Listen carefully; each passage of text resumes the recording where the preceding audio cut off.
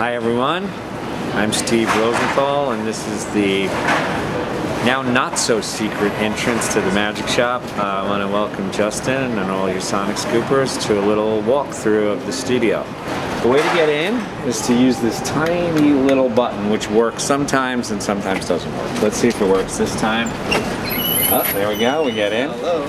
We go in Welcome. first. This is Jacobo, who's our intern and works the front desk here.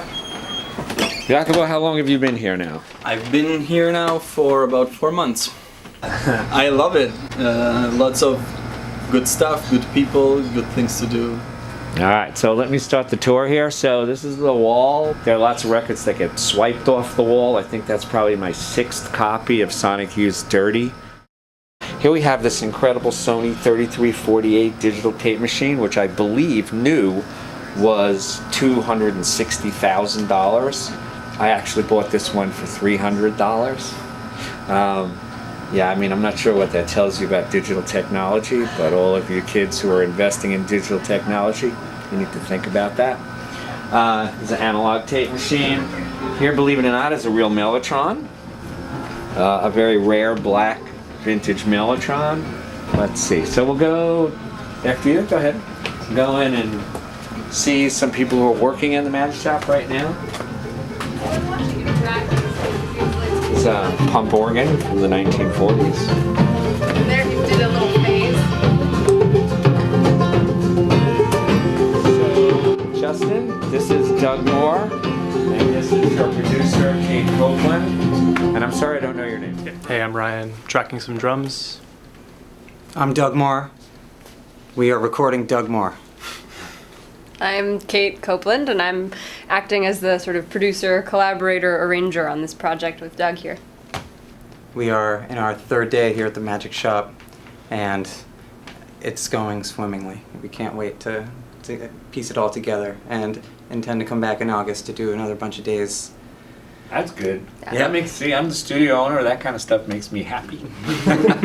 We've been focusing on getting our rhythm tracks the last few days, just dialing in the bass and the drums over our banjo scratch takes, and then yeah, in August we'll be adding some other juicy things, some woodwinds, some strings, and some harmonies, all sorts of fun things. So, working with Kabir, who's been engineering for us, has been a huge treat. He is so on it. He's just really so fast and so good. I mean, this board is hugely awesome, and the room sounds wonderful. I mean, it's been a really beautiful acoustic space to be in. Oh, I should introduce you to the legendary Kabir Herman. He tends to be kind of shy. He kind of runs the magic shop. People think I run it, but actually Kabir really runs the magic shop. 7.5 years. Started as an intern and now runs the place. Amazing engineer and all around really great person. So this is the vintage Neve console that has 56 inputs. It was originally in the BBC at Maida Vale. These are 2 Neve consoles that Rupert Neve helped us put together.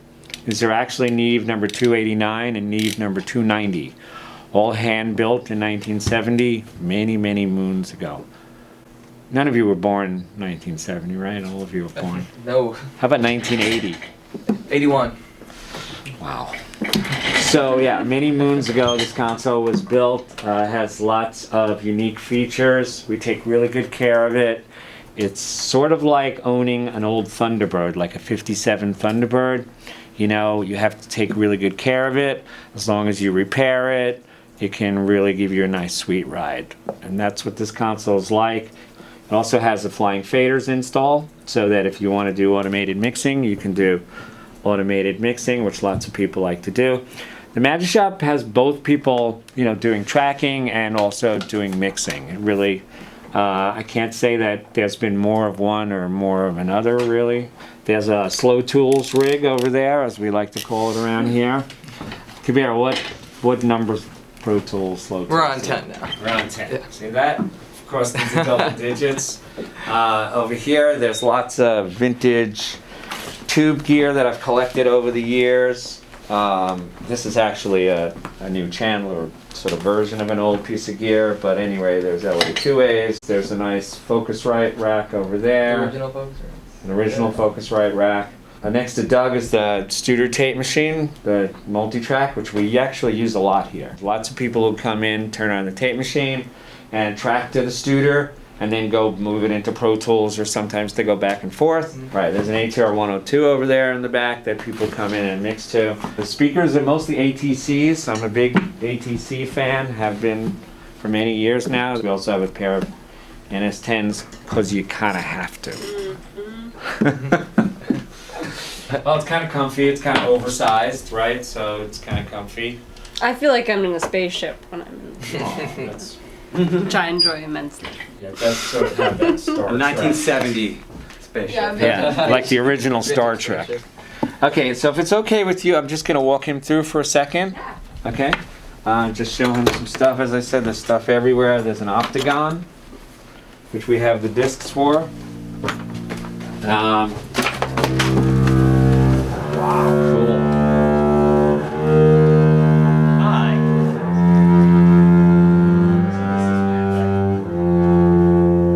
Oh, cool. And Max is going to be doing it. Are you doing an overdub on the record? Yeah, I'm playing on the album, Cool. as they say. So we're just going to spend a couple of minutes in here babbling a little bit, and then we'll get out of your hair, okay? And Max is hooked up to a vintage B15, yes? Which we have. Hammond C3 with a Leslie. Behind this are these amp closets that I built for the Ramones. Actually, I built them with Matt Wells, legendary guitar god. These are amp closets where you can put bottoms in, and the tops go on the top, and then you seal them, and you can sort of play really loud and it doesn't leak all over the place. That's a real good secret of the Magic Shop right there that I've just let out, right?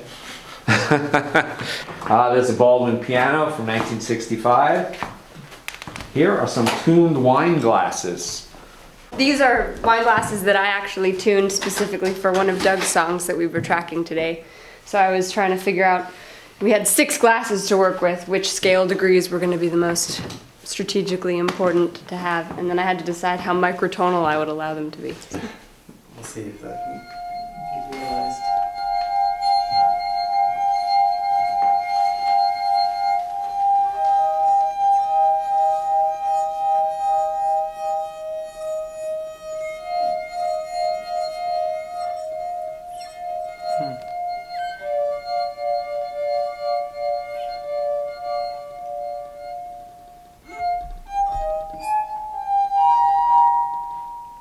Nicely tuned. Thank you. Beautiful. I So- was very careful.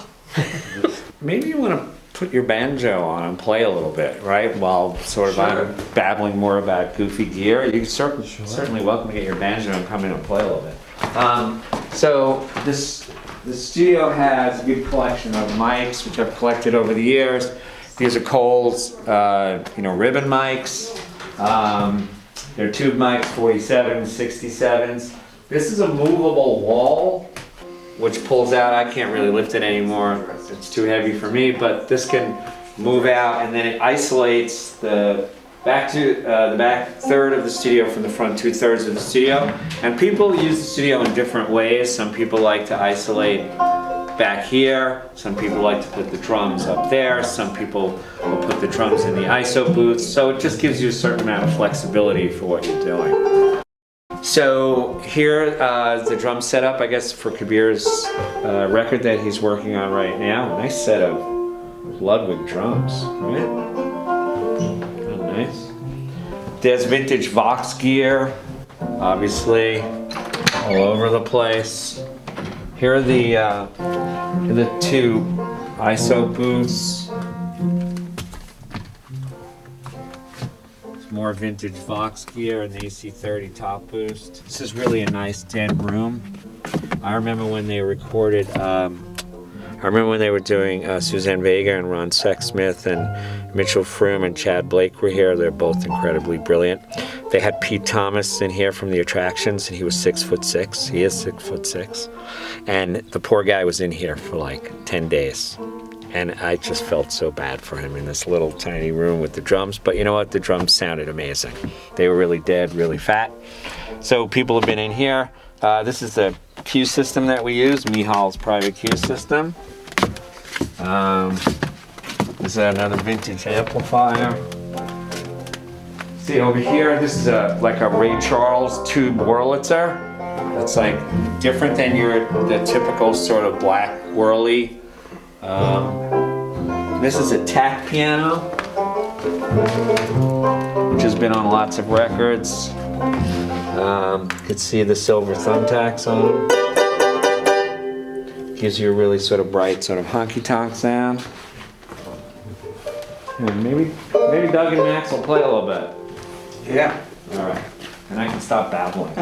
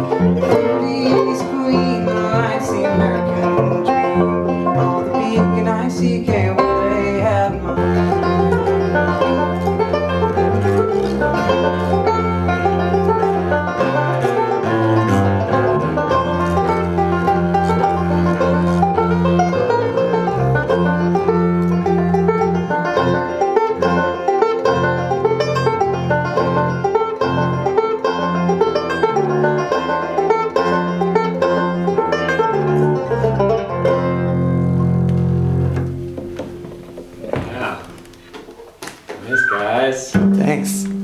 Wow, what a treat. That was fantastic. Thank you. That's really nice. Thanks so much, guys, for letting us poke in. Good luck with the rest of the session. Thank you. Thank Yeah, thanks for letting us come in. That's sweet. Hey, thanks for having this space for us to use. Okie doke. So, okay, now we're gonna kind of head downstairs. This Coldplay record, Viva La Vida, was done here, lots of it. It's the Bowie record. So anyway, there are kind of two things that go on in the Magic Shop, right? Upstairs here is where we do new records, where people like Doug Moore come and record or mix new records, and then downstairs we do all the audio restoration work, the preservation work that we really care about, the archiving work that we really care about. And so come on downstairs and I'll give you a little tour of that. This is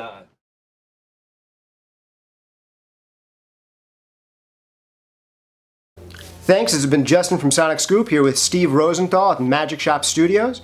And Steve, thanks for having us here at the Magic Shop. My pleasure, dude. This was fun. I like nothing more than babbling about the studio world, and you gave me an opportunity to do that, and I hope people enjoy their tour of the studio and get to see what we've been quietly doing here for the last 30 years. You do it so well. Thank you again, Magic Shop Studios. And remember to subscribe here on YouTube, SonicScoop. Go to SonicScoop.com. You can get the newsletter there, hear more about Magic Shop and studios like them. I agree. We should do that. Do what he says. It's good. All right. Thanks, Steve.